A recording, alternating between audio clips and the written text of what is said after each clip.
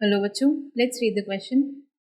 Which one of the following supports the multi-regional hypothesis of origin of modern humans from archaic Homo sapiens? देखिए क्या कह रहा है कि मल्टी रीजनल हाइपोथेसिस के अकॉर्डिंग दिए गए ऑप्शंस में से कौन सा ऐसा है जो होमो सेपियंस के इवोल्यूशन को जस्टिफाई करता है फ्रॉम देयर एंसेस्टर्स। तो यहाँ पे की कॉन्सेप्ट क्या हो जाएगा?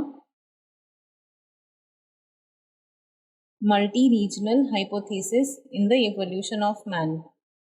So, multi-regional hypothesis in man evolution.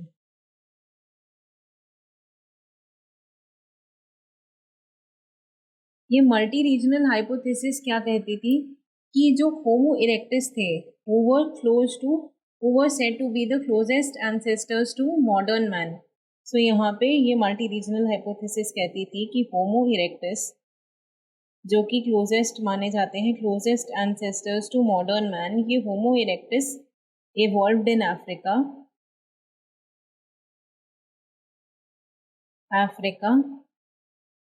and settled to and migrated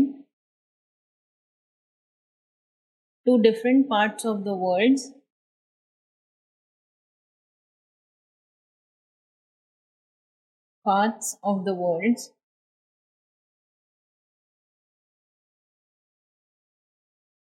and gradually evolved into Homo sapiens.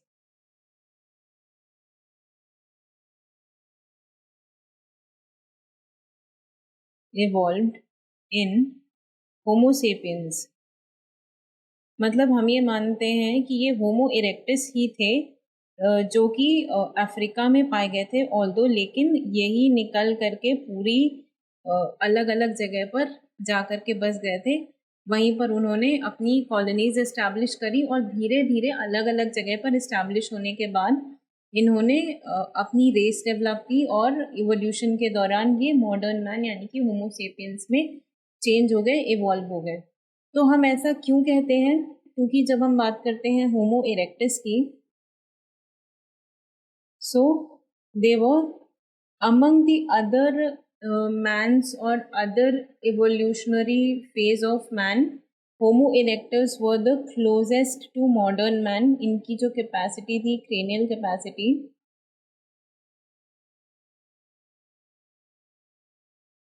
वो कितनी थी?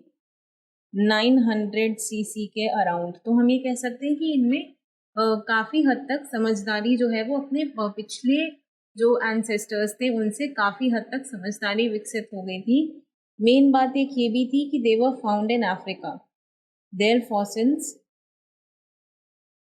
वर फाउंड इन अफ्रीका।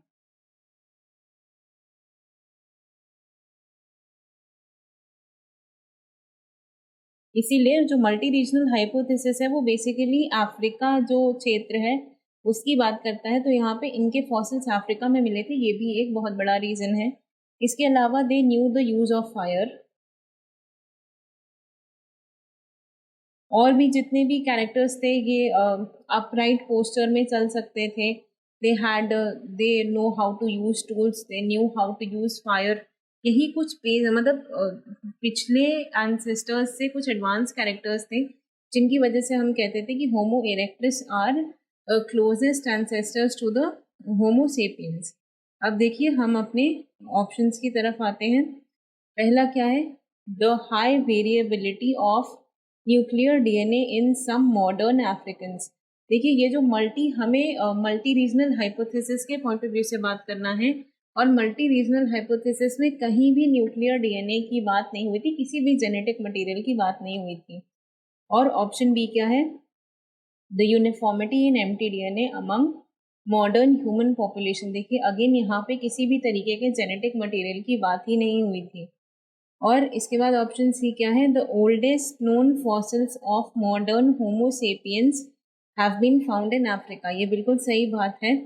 जो ओल्डेस्ट, वैसे तो फॉसिल्स बहुत सारे थे, काफ़ी और भी मिले थे, होमो इरेक्टस के अलावा भी उससे पहले फॉसिल्स हमें मिल चुके थे, लेकिन यहाँ पर जो मॉडर्न होमो सेपियंस से क्लोजेस्ट नोन जो थे वो अफ्रीका में मिले थे, कौन? होमो इरेक्टस। तो ये आपकी बात एकदम सही हो जाएगी। तो यहाँ पे the answer to your question will become option C.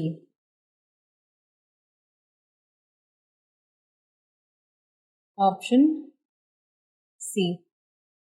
देखिए एक बार हम अपने लास्ट ऑप्शन को भी डिस्कस कर लेते हैं।